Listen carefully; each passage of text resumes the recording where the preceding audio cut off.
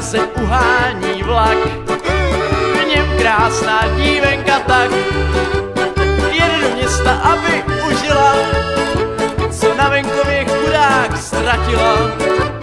Jede do města, aby užila, co na venkově chudák ztratila. Pepíčku, těš se, Mařenko načpak, až budem z hospody, budem se mačkat.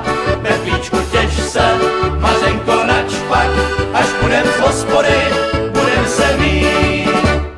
U nádraží hlavního zavolala syna Kočího. Hej, Kočí! Hej, pane Kočí, vy tam, zavezte mě, no však vy víte kam.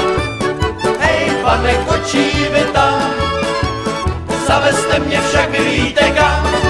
Pepíčku, těš se, Mařenko načpak, až budem z hospody, budem se mačkat.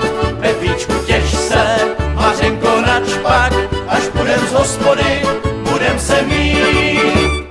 Zavezte mě do Grand Hotelu, Nešmelhausu! tam zolky šmrlaj cideru, zakačkuje piva sklenice, Je malinkatá! nalejvaj tam čupr číšnice.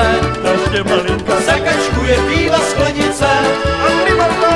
nalejvaj tam čupr číšnice.